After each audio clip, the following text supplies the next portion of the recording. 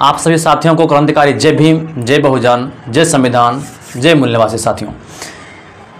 इस देश में बेरोजगारी की मार है और साथियों साथ ही साथ इस देश में पाखंडवाद बाबाओं का जो है और पाखंडीवाज बाबा का पूर्ण रूपेण से भरमार है साथियों।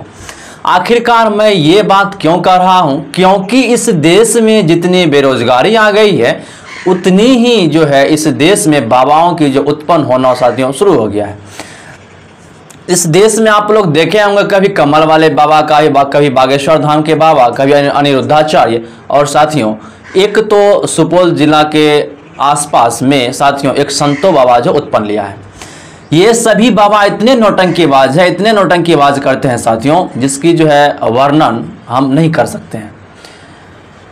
इतनी उसके अंदर इतनी औपचारिक साथियों विचार उसके मन में भरी हुई है और वे जो है दावा करते हैं कि हम किसी भी प्रकार की बीमारी को, किसी भी प्रकार के पेशेंट को हम ठीक कर सकते हैं।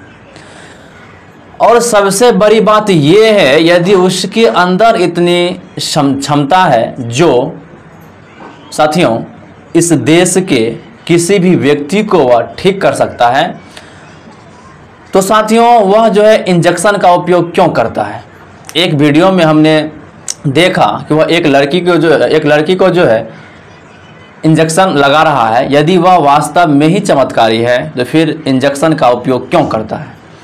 अब बताइए, इंजेक्शन का उपयोग कौन करता है? एक डॉक्टर करता है किसी भी रोगी को ठीक करने के लिए, लेकिन जो बाबा है, जो दावा करता है कि हम बाबा हैं, हम भक्त हैं, और साथियों जो लंबे लंबे जो नौटंकीबाज है, जो नौटंकी करता है, वह इस देश के सभी मूल निवासी को जो है गुमराह करने का काम करता है साथियों।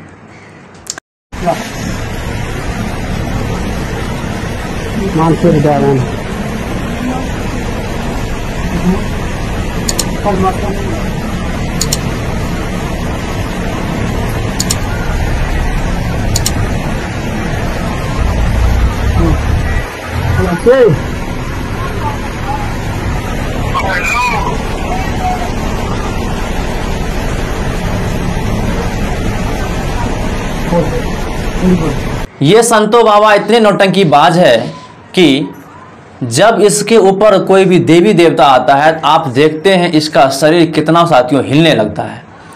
और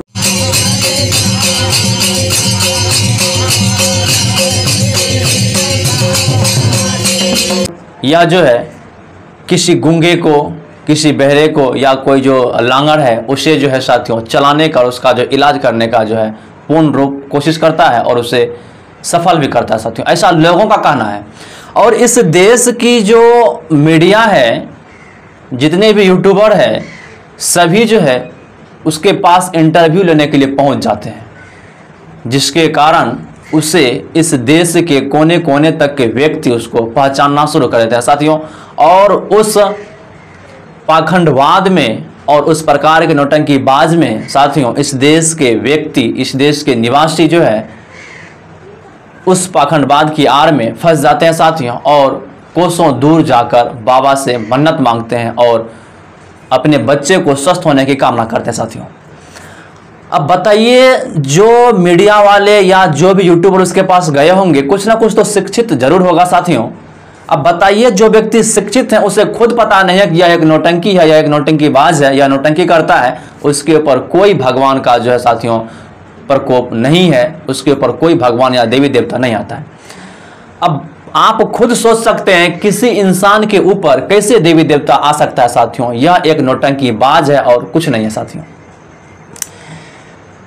तो कहीं ना कहीं उसको बढ़ावा देने के लिए, अंधविश्वास, पाखंडवाद, मनोवाद को बढ़ावा देने के लिए कई यूट्यूबर का भी हाथ है और कुछ जो साथियों मीडिया कर्मी है उसका भी हाथ है साथियों। जब आप खबर दिखाने के लिए जाते हैं तो आप निष्पक्ष खबर दिखाइए ना। आप देश में पाखंडवाद को क्यों बढ़ावा देते हैं, उस प्रकार की यदि आप खबर दिखाते हैं तो आप जाइए, इंटरव्यू लेना गलत नहीं है, आप जाइए उसके बारे में आप इंटरव्यू लीजिए, उसको पूछिए, लेकिन वही उसी जगह यह बात क्लियर कर दीजिए कि यह सब जो एक ढोंग है, एक पाखंडवाद है, एक मनोवाद विचारधारा का साथियों बाबा है, ताकि इस देश के लोग जो है पूर्ण रूपेण डॉक्टर के पास जाकर अपना इलाज करा सके और किसी भी प्रकार से पाखंडवाद मनोवाद की आड़ में आकर अपने बच्चे की जान ना गंवा दे सके।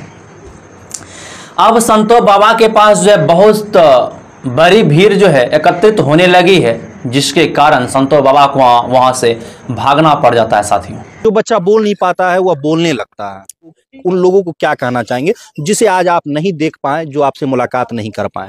देखिए, आप लोग नाराज मत होइए। कारण नाराज होने का ये है कि आप लोग 10,000 की संख्या में आज आए थे, पहली बात तो ये है। दूसरा बात है कि यहाँ कोई व्यवस्था उस तरह से नहीं था कि जिस तरह से आप लोग आसानी से हम तक पहुँच पाते। हम जो पूजा को बंद कर दिए अफरा तफरी के कारण, अगर उसमें कोई दबा जाता तो कुछ भी हो सकता था, इसलिए हम पूजा को बंद कर दिए। आप लोग नाराज होकर के मत जाइए, आप लोग आइए। अब बताइए, इतनी बड़ी भीड़ में बाबा खुद बोलते हैं कि यहाँ जो है एकत्रित हो चुके थे, जिसके कारण से पंडाल में परेशानी होने लगी।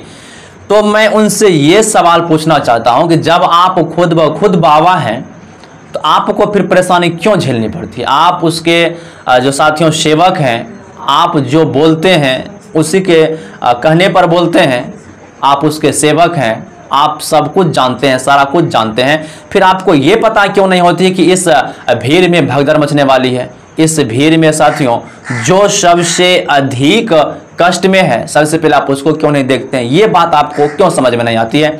क्या आप ढोंग रचने के लिए सिर्फ बाबा बने हैं, या इस देश के जो साथियों मूल निवासी है, या इस देश के जो भी अनपढ़ व्यक्ति है उसे आप जो है एक तरह से ठगने का काम करने के लिए आप बाबा बने हैं? मूर्ख व्यक्ति तो छोड़िए, चलिए उसको समझ में नहीं आता है, लेकिन इस देश के जितने भी पढ़े लिखे व्यक्ति हैं, युवा हैं, और खासकर जो है इस देश में सबसे अधिक शोषण जो है धर्म के नाम पर महिलाओं के साथ किया जाता है, और सबसे अधिक अत्याचार भी साथियों महिलाओं के साथ ही होता है। साथियों, उनको ये बात बिल्कुल समझ में नहीं आती है कि आखिरकार उसके साथ ऐसा क्यों होता है। क्यों उसे लगता है कहीं हम लोग ये व्रत रखेंगे या इस प्रकार के काम करेंगे तो मेरे परिवार में जो सुखी संपन्न और मेरे बाल बच्चे जो है एकदम स्वस्थ होगा। लेकिन ऐसा कहीं कुछ नहीं है। आप देख लीजिए, यदि कोई भी मशीन यदि काम कर रही है तो काम करने के बाद जो उसके अंदर जो भी पार्ट पुर्जा होता है उसे बदलना पड़ता है। साथियों, उसी प्रकार से मानव का शरीर भी एक तरह से पार्ट पुर्जा की तरह है, उसको जो है मरम्मत करवाया जाता है।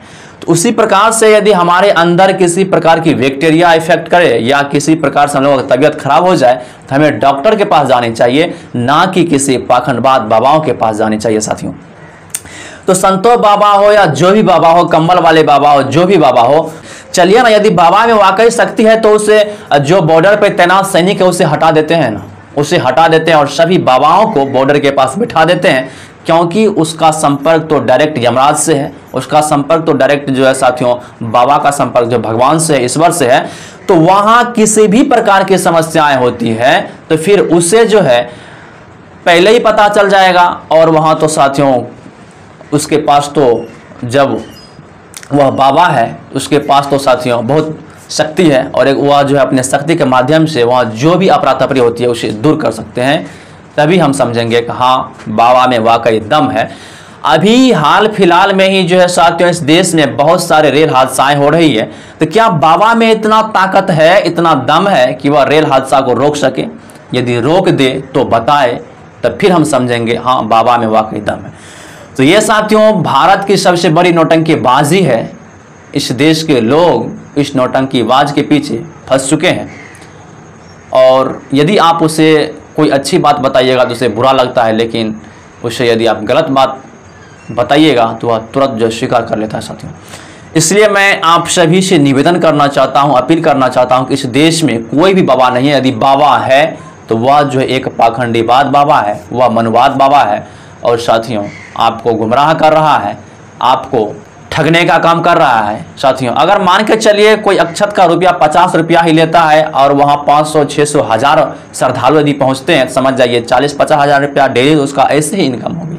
तो क्या जरूरी है उसे मेहनत करके खाना, मेहनत करके कमाना? साथियों, तो क्यों ना वे ढोंग रचेंगे और आप लोगों को ठकेंगे, और आप लोगों को साथियों जो है हमेशा जो है पाखंडवाद मनवाद ब्रह्मणवाद विचारधारा पर लेकर चलेंगे, क्योंकि इसमें उसकी कमाई है। उसमें बाबा कुछ नहीं करता है।